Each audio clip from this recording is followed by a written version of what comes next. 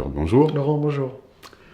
Alors, ce projet de webzine dont on parlait précédemment, finalement, en quoi est-il une réussite pour toi? Alors, il est une réussite pour moi parce qu'on a eu du résultat, on a eu des livrables, comme on dit dans l'industrie. Il y a eu des productions, de vraies productions d'élèves, et nombreuses, d'une part. D'autre part, il y a eu visiblement un vrai apprentissage des élèves, une montée en compétences et un phénomène d'engagement de la communauté éducative autour de ce projet. Et pour arriver à ça, en essayant d'arriver à ça, quelles difficultés as-tu rencontrées? Alors, il y a des difficultés, bien sûr, qui peuvent être institutionnelles, ça dépend de la vision de la direction, qui ne comprend pas toujours de quoi il s'agit, qui s'inquiète des questions juridiques possibles, donc il a fallu, mais qui sont réelles.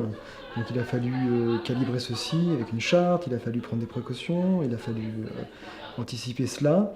Il a fallu aussi expliquer le bénéfice que ce projet peut apporter à la communauté éducative au sens large. Euh, il faut aussi engager les élèves qui, même s'ils sont volontaires au départ, il y a toujours, comme dans tout projet, des moments de flottement, d'hésitation, de retrait. Donc il a fallu maintenir l'engagement. Il y a une dimension de gestion de communauté ici, d'animation de communauté, parce qu'on les voit de temps en temps, mais mais l'essentiel du travail se fait en ligne. Et puis, il y a quelques difficultés techniques inévitables. Il faut quand même s'approprier les outils numériques de collaboration. C'est bien les connaître un peu en amont, mais en même temps on les découvre. Et puis bon, c'est un bac à sable, hein, c'est un projet scolaire, c'est pas non plus une application professionnelle. Et c'est bien d'avoir quelques appuis techniques. Si on doit installer un site WordPress, par exemple, c'est quand même relativement simple. Mais dans ce relativement, il y a une petite marge où on peut avoir parfois besoin d'aide.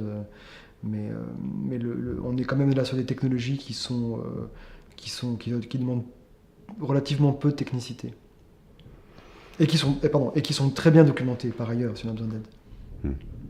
Alors, sur justement, tu évoquais un petit peu les difficultés ou les résistances parfois des élèves, ou le fait que certains élèves pouvaient un peu décrocher du projet. Euh, Comment tu fais pour surmonter ce type de difficultés des élèves?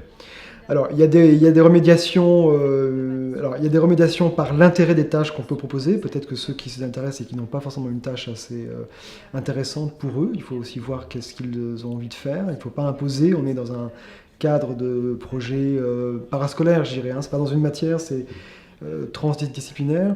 On fait tout ça sur notre temps libre en plus, donc il faut trouver des choses intéressantes à faire. Il faut aller aux nouvelles. Il ne faut pas hésiter non plus à demander au groupe d'aller aux nouvelles. Et puis bon, comme le noyau initial est sur le même campus, on peut de toute façon voir les gens, se voir. Et je disais, c'est important quand même de se réunir dans des salles de classe en groupe, en présence de temps en temps pour rediscuter la répartition des tâches et la tournure du projet. Ça, c'est important de se voir. Mais ça peut être dans le cadre d'échanges informels en se croisant sur le campus, évidemment aussi.